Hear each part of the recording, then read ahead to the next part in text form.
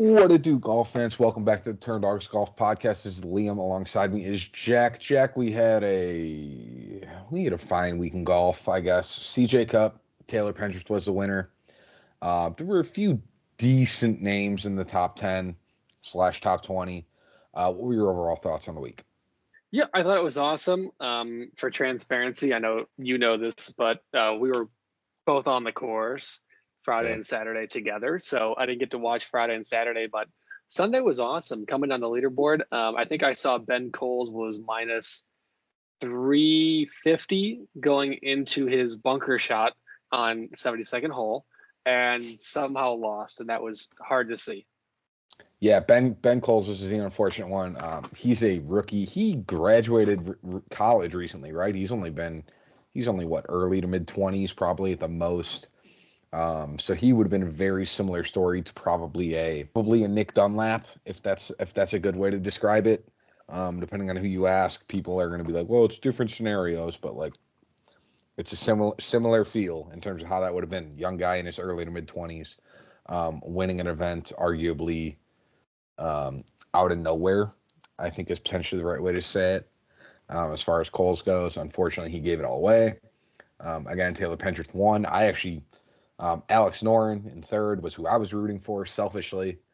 I know it's not the same, unknown quantity as the other two guys, but I would have been very excited if he would have done quite well this week. Yeah, and just to clarify, Ben Coles is mid-30s. Everybody thinks he's really? like 21. Yeah, he's older than everybody thinks. Much like Eric Cole, he's kind of that older. Yeah, a lot of these guys, as long as you're not PGA Tour U or U1 International, you got to grind your way through. And these minor, I mean, it's like Max Homa. Max Homa lost his card a bunch of times. Some of these guys just claw, but it was awesome to see. Shout out Taylor Pendrith for winning. Congratulations. It was nice to see a first career win, which we're always big fans of.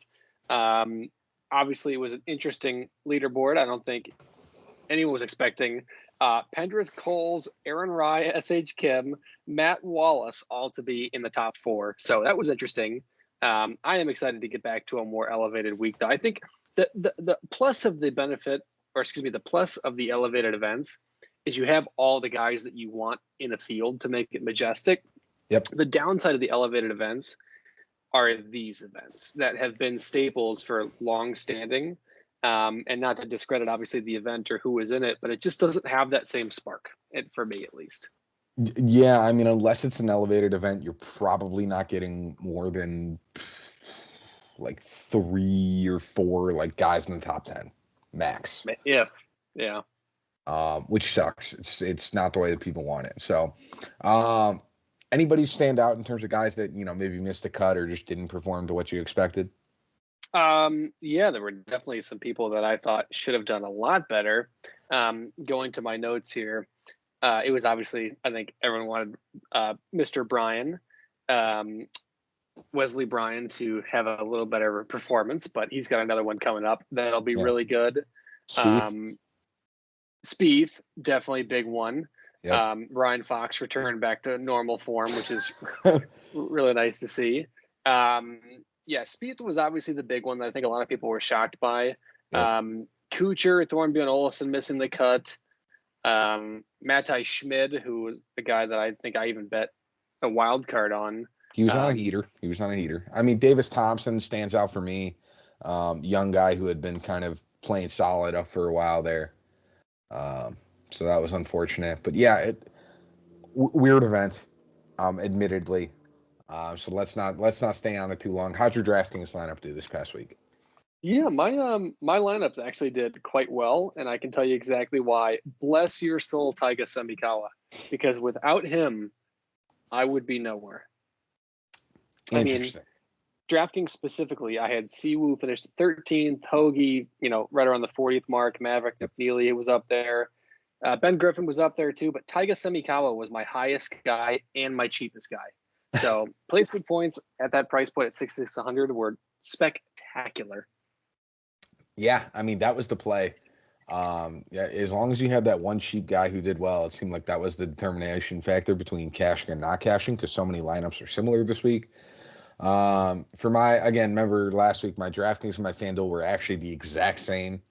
So I'm just going to do them both at once. I won money on both on single entries and double ups. I had Alex Noren, who was T3, Hoagie, who was T40, Cashmere Keith Mitchell, who was T19, Maverick McNeely, who was also T40. Or sorry, they were T41, T41, but you get the gist. Davis Thompson, who missed the cut, and then Henrik Norlander, who finished 64th, but he shot 4 over on Sunday and lost in every statistical category.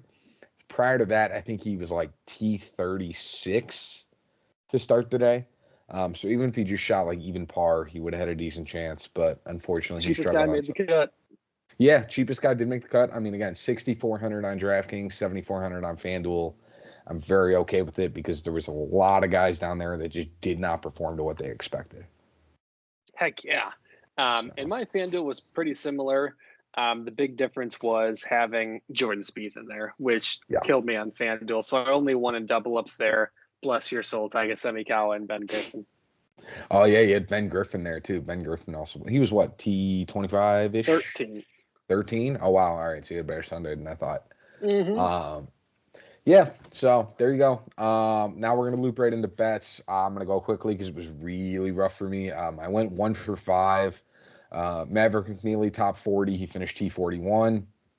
Robert McIntyre over Martin Laird. I think Martin Laird finished top 20. Seamus Power, top 40. He might have finished top 140. And then Davis Thompson, I think, missed the cut on the number, so that was tough. My only win was Alex Noren over Adam Scott, and Alex Noren beat just about everybody. So 1 for 5, down 3 units, currently a positive 1.82 units on the year. Wow. Staggering, but positive. Yep. I had just as bad of a week as you. I hit one bet, and that was Siwoo Kim top 30 at minus 140. I said that was the most criminal odds I've ever seen in human history, and thank God that hit, because anytime I say that, it seems to just come smacking me in the face. Mm-hmm. So I'm down as well, pretty bad, and I'm not going to go through more anxiety and depression taking a look at those numbers. But I regret to say I'm now officially under 25 units positive, and I'm only 24.25 on the year. So I apologize to the viewers. Yeah, I know. It's all right. We're gonna move it back up this week. We're an elevated event, no cut, the whole deal. So this is the time for us to move it all around. So winners or wild card picks first? Which one are we doing? Well, both of mine were pretty equally bad. So I'm good for anything. Let's do wild picks. I had Bryce Garnett again. I was curious of looking at some comparisons between Puerto Rico and the CJ Cup. I think Bryce Garnett finished second to last. So I guess that proves that my theory was wrong, but at least now I know that it was fully wrong. But I tried some now, so no worries. Yeah, and I had Minwoo Lee to miss the cut because he's been notorious for struggling here. And I think he fired like 65, 68 on his opening 2 rounds. So that was disappointing. Not in the sense of I'm rooting against Minwoo Lee, because obviously he's awesome. If you don't like Minwoo Lee, go check yourself into a ward. But in terms of the statistics, sometimes you got to separate that in gambling. It looked good, especially at a wild card. Yeah. And then the winners, I had Cashmere Keith Mitchell, who again was T19. That was great. And then I had Robert McIntyre, who again I think missed the cut like on the number, or maybe one off the number. So yeah. Happens. And then I had Siwoo Kim, who I was very high on, finished 13th, which is not bad, and Tom Hoagie finishing 41st. There you go. All right. That was a brutal week for the Turn Dogs there. So let's just move on past that. We're gonna give us another chance if last episode was your first one. Give us a chance, guys. Yeah. That was our first losing episode in what felt like about 7 weeks, I think maybe. Yeah, something like that. It had been a while. We might have been due based on the numbers. So yeah. This week we're going to the Wells Fargo Championship. This is performed. This is played at Quail Hollow. This is a par 71 totaling 7,550 yards. Last year's winner was Wyndham Clark. Quail Hollow plays as the 4th largest non-major golf course on the PGA Tour this season. It is extremely driver heavy and features some of the longest average drives on the PGA Tour. Wyndham Clark and Max Homa, they won here. Wyndham Wyndham Clark won here last year. Max Homa won here in 2019, and then at TPC Potomac in 2022. They were both big surprises when they won, when Wyndham Clark was playing well heading into this tournament. His victory at Quail Hollow was kind of like his coming out party. And then for Max Homa, his win was also the first of his career, because he was like I think he was 300 to 1 odds when he won here for the first time. So this course has a tendency to provide some great first-time winners that have kind of gone on to have pretty good careers so far on PGA Tour. So keep that in mind. Just some other facts to keep in mind. 10 of the last 11 winners of this tournament were 32 years or younger when winning here. James Hahn is the oldest winner here in recent years at 34 years old. 8 of the last 10 course winners here had already racked up 2 career wins as a professional before winning here. Derek Ernst, who I'm sure Jack knows, and Wyndham Clark were the only exceptions.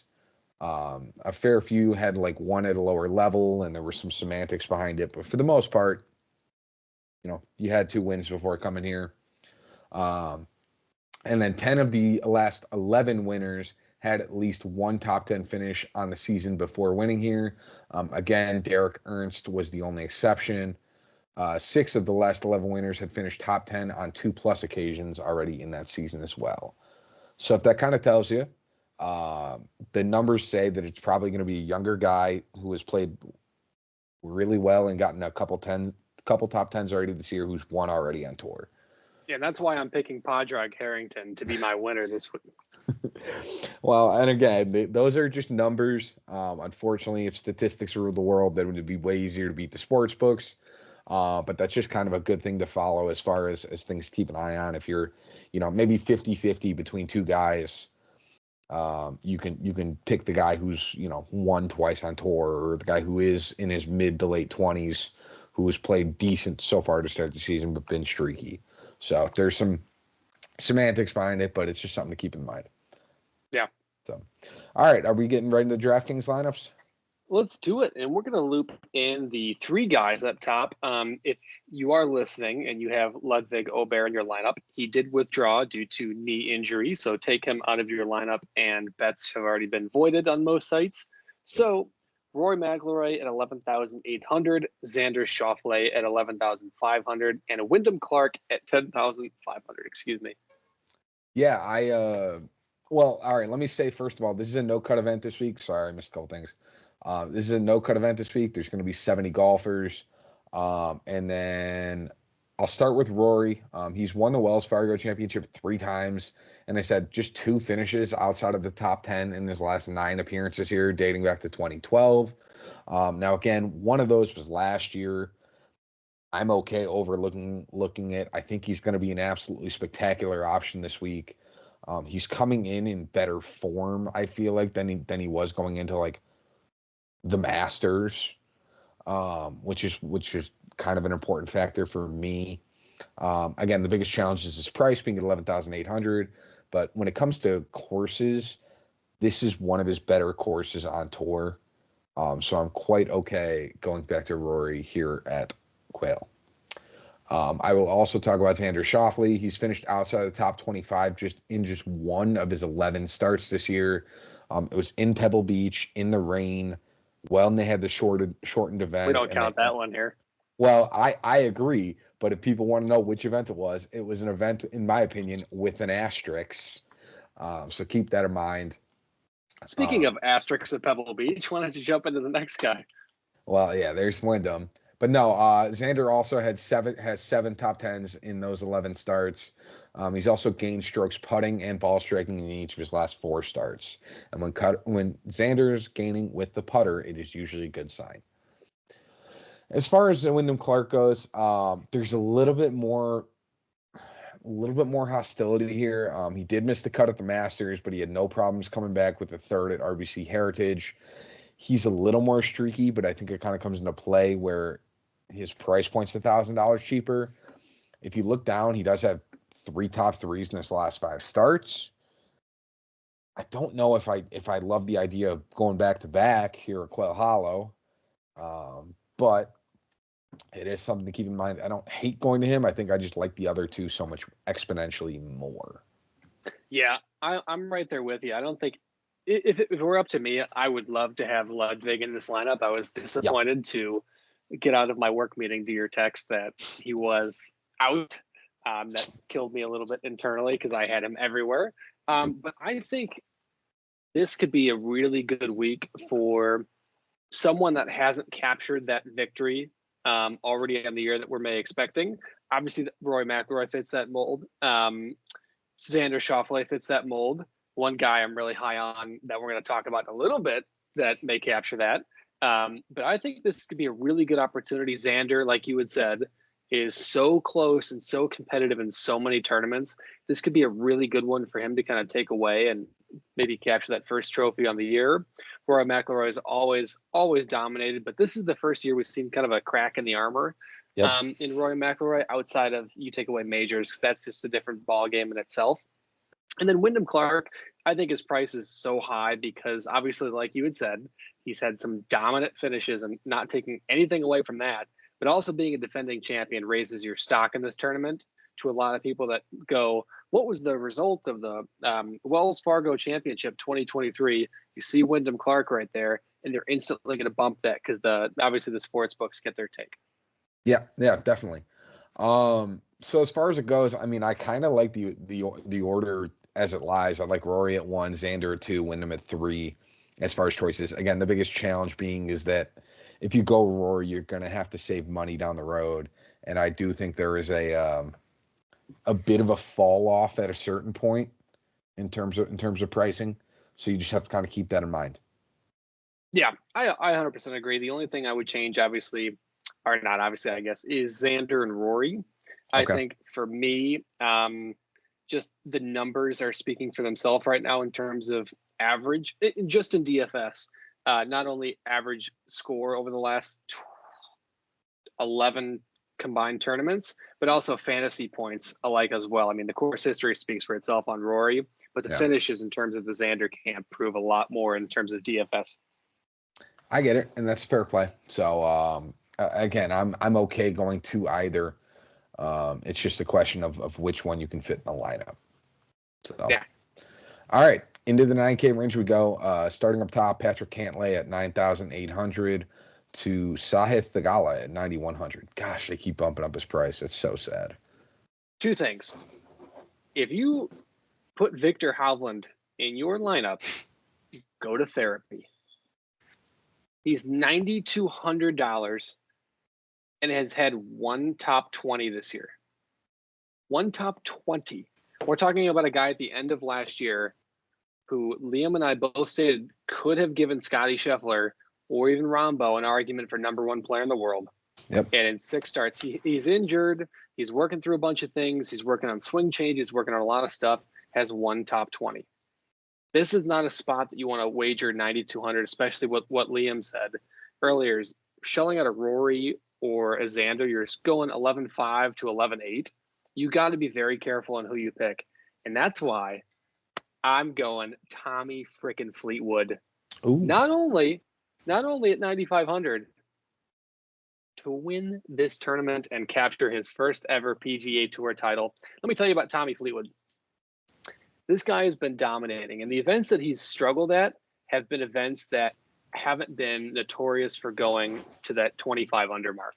So this can be an event, especially with the accuracy and the driver he has on the ball and the pureness of his irons, he can really take advantage of. And I think that's why we're seeing a lot of guys like Wyndham Clark and Xander Schauffele priced really high, or Patrick Cantlay and Max Homa over him. Yep. I think Tommy Fleetwood has a really good chance here. I think if he puts together 4 good runs, I think he's finally going to capture that trophy. Yeah, I mean, Fleetwood's got a chance. Again, he's never won on tour, so I don't know if this would be the first spot I'd have him win. But I definitely think he's going to contend and do quite well this week, so I'm okay with that pick there for Fleetwood. A couple things for Homa. If you take away the lackluster play at RBC Heritage 2 weeks ago, he'd gained strokes in putting and approach in each of his previous 6 starts, with 3 of them being top 15s. You basically head back to the course to start it all for Max. I'm okay if you want to get back to him at 9,400 this week. So that's a very viable option. We talked about Hovland. He's lost strokes around the green in each of his last 6 starts. and he's basically lost in every statistical category at the Masters. Does he have the potential to turn around this week? Of course. But it's just not something I need to be ahead of the game on as far as Hovland goes, especially with the amount of pedigree in this field. You could argue Colin Morikawa at 9,300 is also an interesting option. He's kind of started to find his golf game again, which is fun if you like Colin Morikawa. It's strange that he found it at Augusta. I feel like that's not really a normal spot for people to find their golf game. But he gained 7 strokes putting in each of his last 2 starts. He's breaking even on his approach play. But again, the fact that he's only breaking even on approach play is still a little concerning because he used to gain like 3 to 8 strokes gained on approach a tournament. And that was when he was, finishing top 10s and top 5s in tournaments consistently, at least. So he's an option if you are in a very volatile tournament where maybe only the top 1% or 2% win money. Morikawa will be, I think, an interesting to potentially good play this week. Otherwise, I would go with Fleetwood and or Homa. Yeah, I think Sahith is also a sneaky option. Obviously, he's improving his length off the field, and RBC, he proved he can kind of rank in those scores as well as waste management. I think it's an interesting play. I don't think the course suits him as well as some of the other courses that we've seen him play at, but he could be a sneaky play. Yeah, I agree. I mean, he does fit the mold. He is young. He's won twice on tour. He's gotten a few top 10s so far this year. So Thigala would be in play in terms of the metrics. If you are very metric heavy at 9,100, it's a viable option. Into the 8K range we go. Hideki Matsuyama, 8,900, all the way down to Brian Harman, Jack Sky at 8,000. Lefty legend. I think the one guy I really like more than anybody in this range is Cam Young. Ooh. I think that how he's kind of seen him progress throughout his last 2 or 3 years of popularity is really good finish, really good, really good, really good. 50th, 60th finish, really good, really good, really good. 50th finish, it's been like a really good trend. And even so, it was at RBC Heritage where he opened up with a 67, had one bad round of 76 that completely wiped him out. Other than that, he's been really, really consistent across the entire year, not missing a cut, and almost half of his finishes have been inside the top 10. This guy can score. He's really, really accurate all the way around. I think at 8,800, that's a really, really reasonable price for this guy, like extremely reasonable price, all things considered, because sandwiched in are Hideki, who's obviously continuing to improve after that really, really slow start. And then Matt Fitzpatrick, who has really been good lately, but has still shown that volatility that's very scary. I mean, we say really, really slow start out of Hideki. He hasn't missed a cut all year. Let's be clear on that as well. He's also gained in all statistical categories outside of putting in each of the last 5 starts. During that time, he's had 4 top 12s or better, with his only bad finish being a T30 at the Masters. I think I'm willing to forgive him for a T30 at Augusta. And when you look at his approach play, he's arguably one of the better, if not potentially the best player in the field in terms of approach for the last 24 rounds. Now, again, Scottie's not in this field. So get off my ass, because I wouldn't say or he's next one of the... week. What? And next week as well, by the way. Well, I'm just saying that because, obviously if Scottie was in the field, then Hideki probably wouldn't be number 1. But because Scottie's not in, I think Hideki is 1, if not maybe 2 or 3. So I actually very much like Hideki this week over Cam Young. You kind of talked about it. Cam Young lost on every statistical category at Harborside 2 weeks ago. Now, again, is a lot of that due to that 76 he shot on Friday. He was all over the place. Yeah. But again, if he lost it on that Friday and he hasn't played a PGA Tour event since, he's the kind of streaky guy that I don't want to go back to until I see something first. But I understand again, if you need the upside play, Cam Young is the guy I would go to. Also in this range, there's a few other guys that would normally be way more expensive. Jordan Spieth might look enticing at 8,400. But don't forget, he does have an injury. There's also concerns just about him in general. He's missed 4 of his last 7. He's missed the cut in 4 of his last 7 starts. Let's let him find his golf game.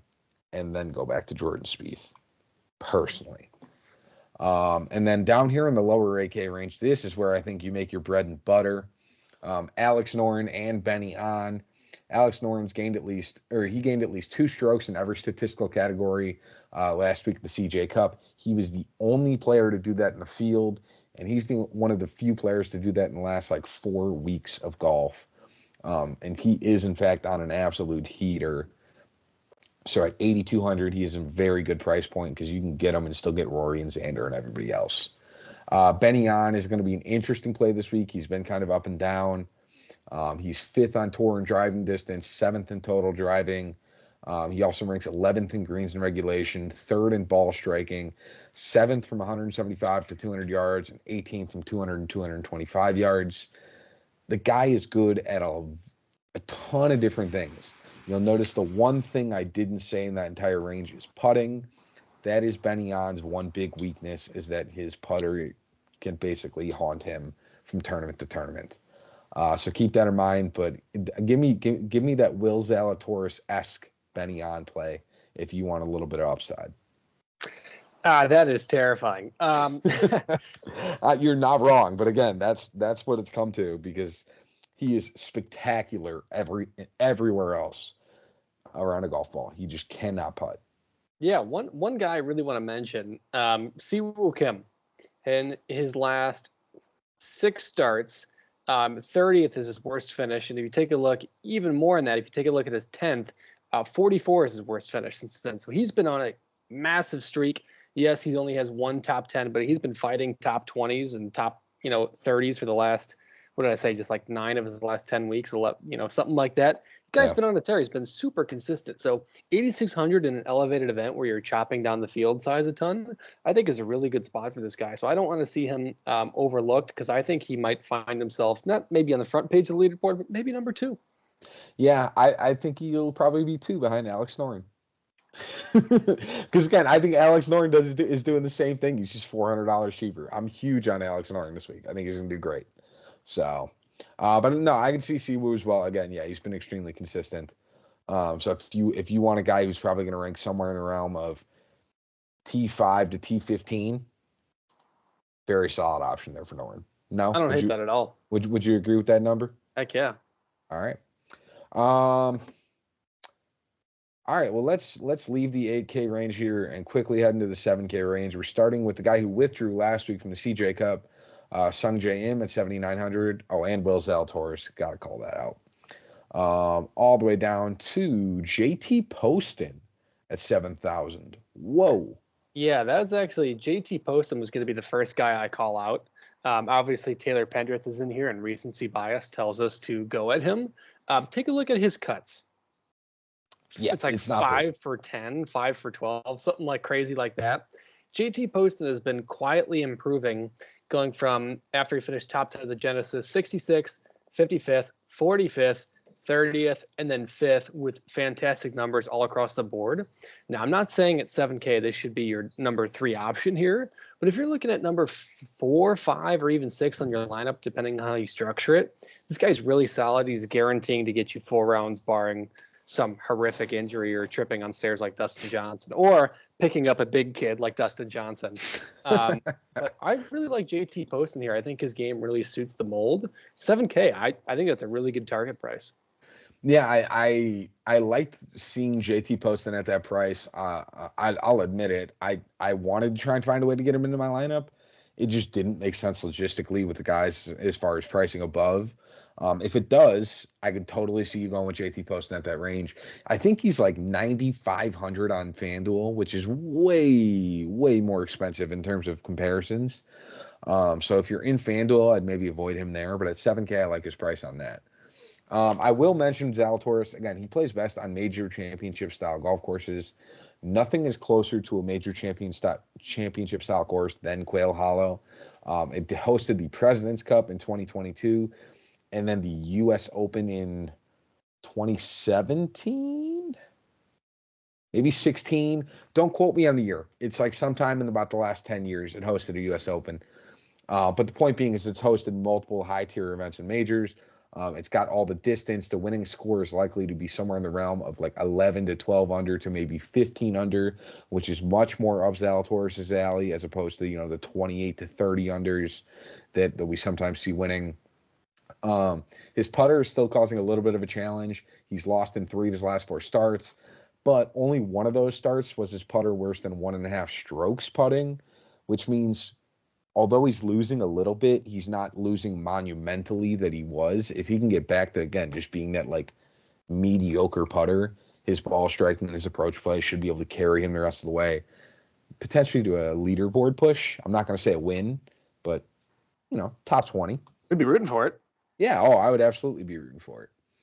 So keep an eye out for Zalatoris this week. Again, I like him if you are in like a high risk, high reward option where only maybe the top 1 to 2%. You're playing for a voucher or something. Some of those events where you get like 5 vouchers, but absolutely, it's a risky play. One of the other guys that I may target this week is Tom Hoagie. Okay. Yes, he finished 1 spot out of where I would have made some green on that. But outside of that, and maybe the players where he finished 54th, he's had like 8 or 9 straight weeks inside the top 30 since then. So this guy's been on a tear in a number of ways and scoring tremendously well. So I think that 7,200, this is another really reasonable price, especially given the fact, barring, getting shot in the leg or something like that, he's getting 4 rounds. That's spectacular. I like that a lot. Yeah. Hoagie's an interesting play. Of course, the irons automatically make him an option here. Akshay Bhatia could be an option here. Again, he just won what felt like about 7 weeks ago now in my brain, but it was only 2-3 weeks ago. He's 34th off the tee, 13th in strokes gained tee to green, 19th in total driving. He's not that long of a hitter, but he's very accurate. And he has very good approach play from 150 to 200 yards, which will also be useful this week. I'm going to talk about Jaeger quickly right underneath him. He's one of the longest hitters on tour. Unfortunately, he's not very consistent, which is part of the challenge with Steven Jaeger.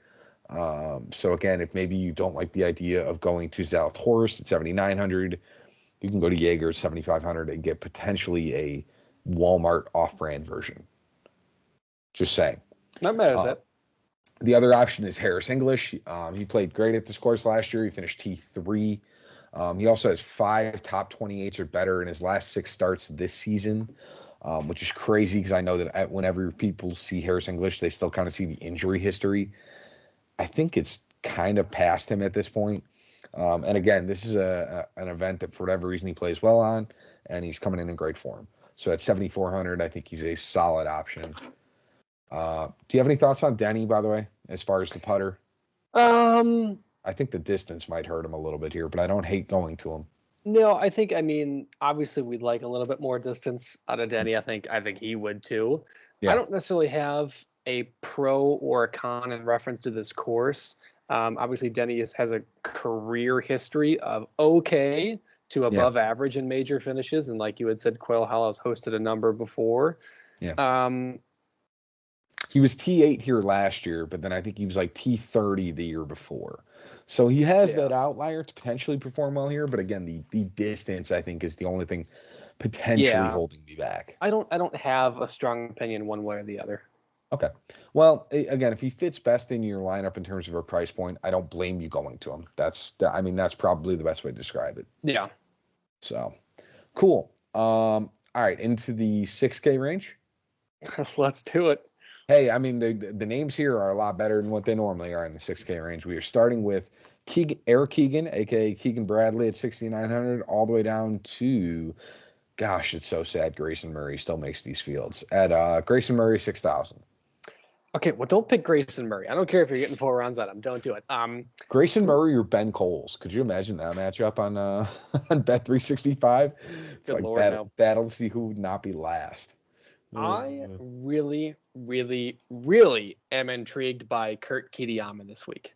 Ooh. Now, Kurt Kitayama, we've talked about a number of times being really consistent and really good with the irons. Has a little bit just above average in terms of the distance measures. But if we take a look at his last 4 weeks, he has 4 top 40s, including a top 20. And if you take that in his last 6 weeks, or 7 weeks, or 8 weeks, or 9 weeks, or 10 weeks, he only has 1 finish outside of the top 40, and that was a missed cut at the API where he missed it on the number. This guy's been really consistent all year round. You're giving me 4 rounds of an average of just about 2 under par. That's 8 under par over the course. And this event, I think, is going to play a little bit easier than some of the courses that he's already been playing and the events that he's playing. I really like this. And at 6,800, I'm taking a flyer and a gamble on this. Now, I wish that the betting odds had more, at least at the time of recording, than top 20 odds, because if it was available for top 40, maybe even a top 30, I'm putting a sprinkle on this. And I hope that eventually it does come out, even though they're going to be drastic odds. Yeah, Kitayama's an interesting choice. Again, he has these peak moments. I'm going to talk about Matthew Pavon. Again, he won at the Farmers Insurance Open back in, what was that, January now? Jeez, it feels like a lifetime ago. But he's been playing a little bit on the World Tour. He did finish 12th at the Masters, which, again, in terms of competition, nothing's beating that. So I'm quite okay if at 6,500 you want to go to Pavon. He's got the kind of metrics to perform really well on this course. I'm going to talk about the glove as well, Lucas Glover. He's played in 11 events this season and has gained on approach in 10 of them. He's got 3 of his last 4 starts where he's finished top 25 or better, including a 20th place at Augusta. So again, at 6,700, I'm quite happy if you want to go to Lucas Glover. The other one that stands out to me, it's a little funky, is Nick Taylor at 6,200. He seems mispriced. I don't know if Nick Taylor should be 6,200. He's been a top 30 player in golf. I mean, he did win in the Waste Management. He beat Scottie, which not a lot of people can seem to say. Being the same price as Seamus Power and Nick Dunlap, I don't understand it. He's a pretty good putter. He had a bad putting performance last week. But I'd be okay getting back to him if you really needed to save money at 6,200. I like it. I don't have anybody else that I really could deep dive into, maybe except for Jake Knapp. I think the distance could really play well for him. And obviously that successful last week outside of finishing off on the weekend where I think he could have closed it, but didn't. I think it was a really good showing from him. And I think, honestly, everybody, including myself, expects way too much from him because he popped out of nowhere and gained popularity all across the social media world. Congratulations. And Jake Knapp. I think this could be a really good spot for him. Elevated event, guaranteed 4 rounds. He had no problem making birdies last week. I think the distance can only help him this week. And what is he, like 6,500? That's a pretty good price, all things considered. I could see that. Yeah, I mean, I don't hate Knapp. Again, the accuracy might be a bit of a question mark. But again, you're gonna have that you're gonna have something with all of these guys in this price point at this range. So I don't think Knapp's necessarily a bad option. So let's go into DraftKings lineups. What is your lineups looking like this week? Yes, well, it did have Ludwig Aubert. Same. Ludwig Aubert. Oh gosh, sorry. But I do have now Xander Schauffele at 11,500. I have Tommy Fleetwood at 9,500. Cam Young 8,800. JT Poston 7K. Matthew Pavon at 6,500, and then Jake Napper at 6,500. Ooh, there you go. We went kind of different routes here. I'm starting my DraftKings off with Xander Schauffele at 11,500. Then I'm going to Hideki Matsuyama at 8,900. Then I'm going Alex Noren at 8,200. Give me Steven Yeager at 7,500. Harris English at 7,400. And Matthew Pavon at 6,500.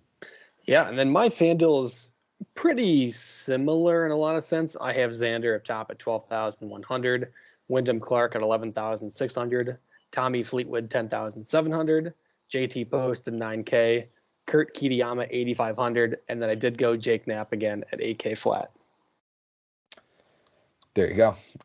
For my FanDuel, I started with Rory at 12,300 and Xander at 12,100.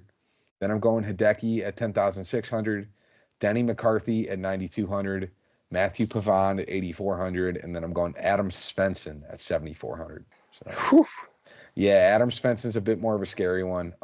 Really, with him, it's these peak weeks I'm relying on. I didn't really get into it, but this course is quite comparable to Genesis. Adam Svensson finished top 10 in Genesis. And he really has the abilities to kind of have those peak moments. I'm also relying on the fact that his fellow countryman won last week, so I might be partially motivated by that. There's kind of some more than just golf that I'm digging into as far as that pick goes. That is interesting, but I do like it. I think that'll be a very interesting 6 guy. Yeah, I mean he's gonna play 4 rounds regardless. So considering he was close to the Stoneman, if he finishes anything better than 45th, I'm basically making my money back on him. I agree with that. So, all right, into bets we go. How many bets are we rocking this week? I am adding one more right now to make it 6 total. Ooh, there you go. Awesome. So I will rip through it. I'm going to save my last one is not on the dock because I think you're going to laugh.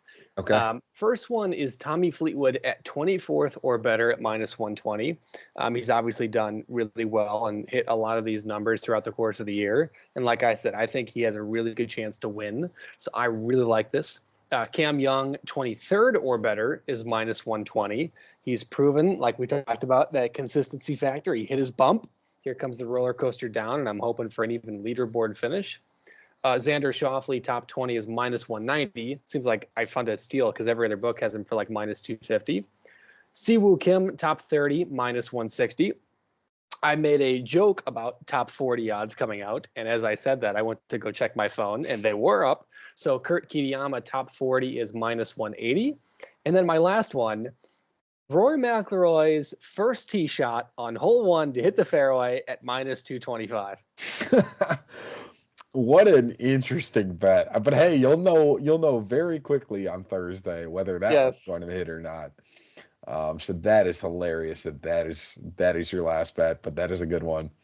Well, I hope for my sake that his first drive on the first hole hits fairway, because my first bet of 5 is Rory McIlroy top 10 at +110.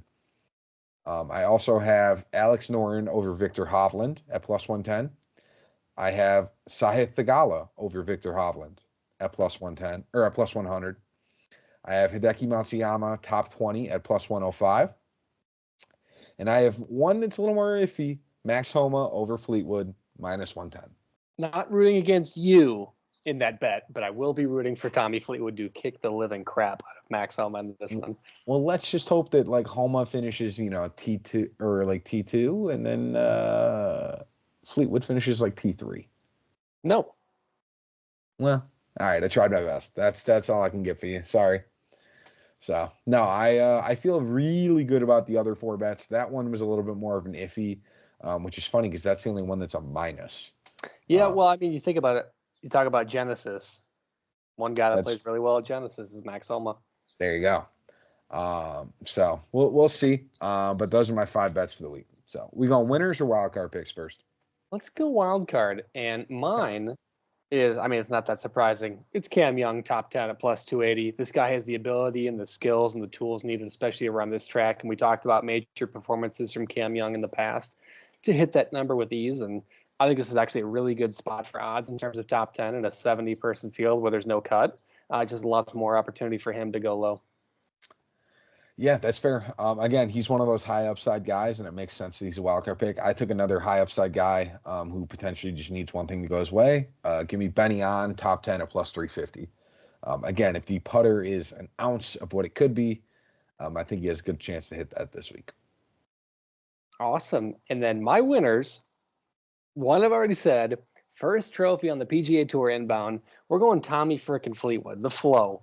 Listen, he's going to bring that baby burner driver out, that mini driver. He's going to smack it around over the course, and the world may cry if they see Tommy Fleetwood getting a trophy.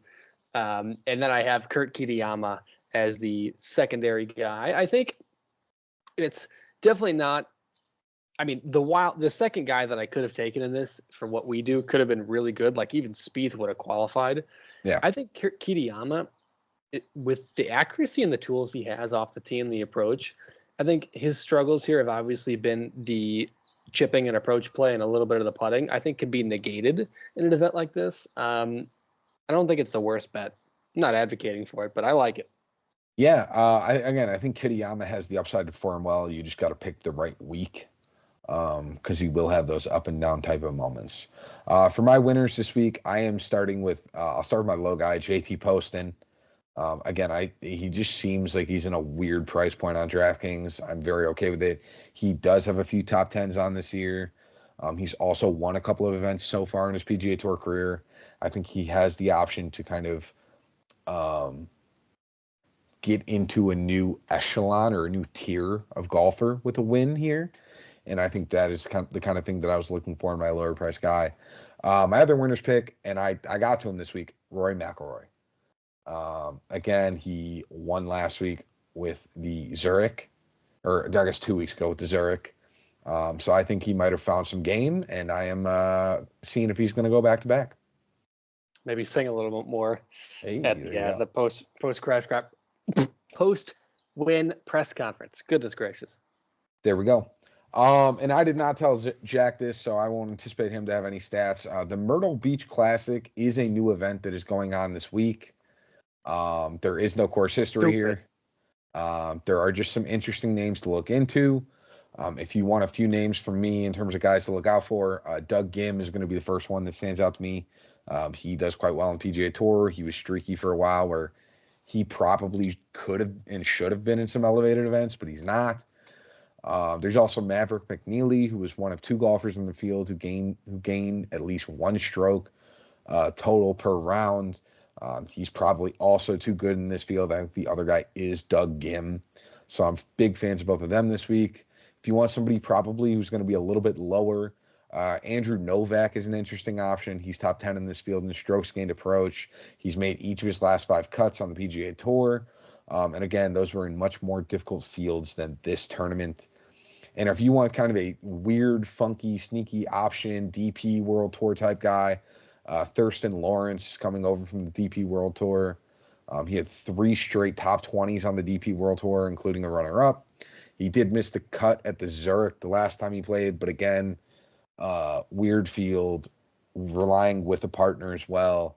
I'm okay taking a chance on Thurston Lawrence in arguably the weakest field I've ever seen on a PGA Tour event.